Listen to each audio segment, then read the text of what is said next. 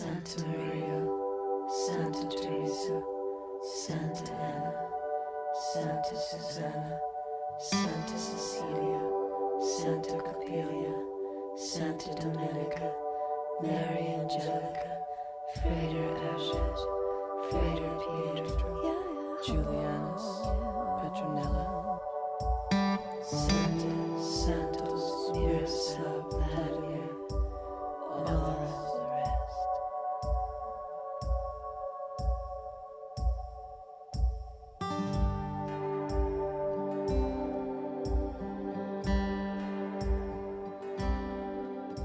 Well, the food bank was founded in 1981 on a very simple concept that if we could capture the waste in the community, we would be able to put it back into the community and relieve hunger. When the food bank was first founded, we were distributing about 36,000 pounds a month, and today we distribute over 1.8 million pounds a month.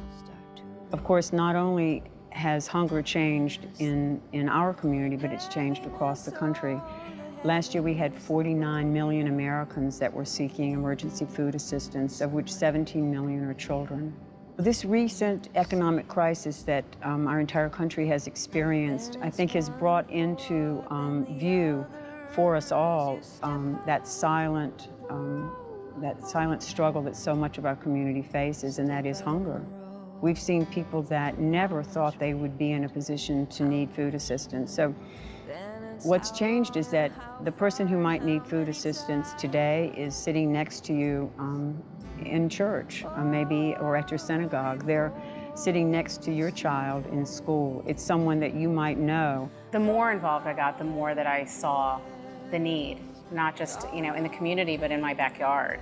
As the owner of a small business, I have employees who sometimes are struggling themselves. And it was shocking to me that, wow, here I think I have this business and I'm paying these people a fair wage, but they still can't make ends meet.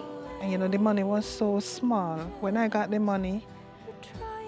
And when I paid the bills, sometimes I have like $9, $11 left over, and that couldn't even pay bus fare. And I remember at times I even had to eat like half a slice of bread, like for lunch, like in the morning for breakfast, It was, really tough, Can you imagine working 40 hours a week and not being able to support your family? Not having enough money to be able to provide food for your children, milk for your baby? And you're working a job. Anyone working in this country should be able to afford to feed their family. And to have the fact that somebody's having to give you something that you used to buy for yourself is very humbling. And they're so grateful to us that we're willing to give them without looking down on them because of the position they find themselves in. I have a lot of pride and dignity within myself because I'm used to working. I've been a mother that supported 2 sons by myself, worked a full-time job, went to college 5 nights a week, and I paid all the bills in the house, and I was able to go to any grocery store I wanted to, Publix, Costco's, Winn-Dixie, wherever, and buy food. When people think of homeless people or hungry people, they usually get this picture of drug addicts or drunks, and that's not the case. I was a contract manager for the Navy for 14 years. I made really good money. And due to a back injury and due to having kids and being a single mom, sometimes there's things out of your control, and there are good people that need help out there. And the food bank is great for that. To understand that we have over 700,000 people right here in South Florida that are in need of some sort of food assistance annually, that over 200,000 of those are children, and that we have a responsibility. I think the food bank makes a difference in not only the lives of individuals in the community, but it changes the lives of people who get involved with the organization, whether it be food donors or financial donors or the agencies that we serve. We work with approximately 700 other not-for-profit organizations. One of the things that attracted me to Feeding South Florida was the fact that over 98% of the money goes actually to feeding people, and that's huge. And as a board member, that's something that really inspires me and makes me want to do more, because I know that there's so little waste. The network of agencies that we work with serves children, we serve the elderly, we serve the mentally and physically challenged.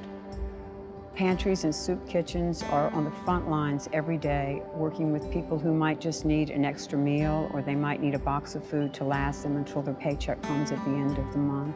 Thank Feeding South Florida for coming in and partnering with us so that we can say to every client that comes to the door, yes, we can. Yes, we have what you need. We can feed you, and I don't have to turn that parent away with nothing. A community that is indifferent has caused this silent enemy of hunger to really take over much of the community. We no longer view it as something that is in any way justifiable. This is a war. This is a war here on our home ground, right here. You don't have to go to another country. It's right here in front of you. It's right beside you. It's next door. And we are launching a campaign, Fighting Hunger and Feeding Hope.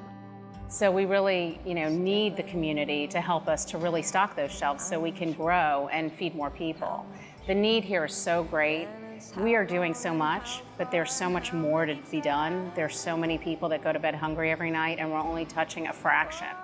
When I'm there and people come there, and when they get the food, they don't even wait until they go home. They started to eat it right there. They are so hungry. My son's teacher recommended the program to me. I had no clue it was here, and I work right across the street, and I had no clue. And she was the one who said, "You're a single mom, right?" I said, "Yeah." And she said, "How many kids do you have?" And I said, "4."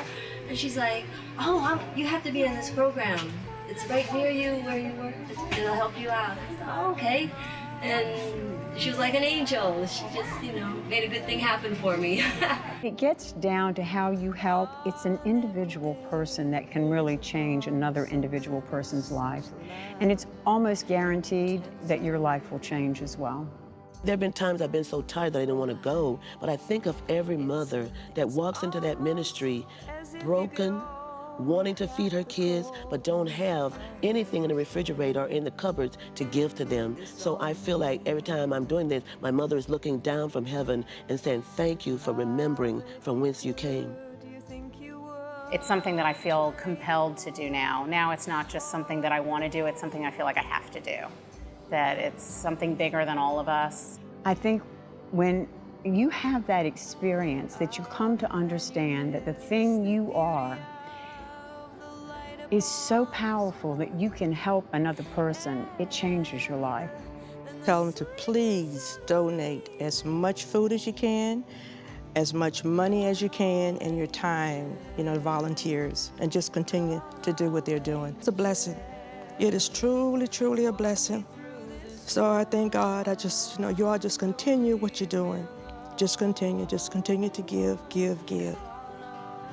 Even if I'm not going to eat anything, and I open up the refrigerator, and when I look at the stuff in there, stuff that I couldn't buy, and I have to say thank God. Every time I say those people who donate the food, I always pray, ask God to give them a special blessing, because I know it has been a special blessing for me to be a part of that program.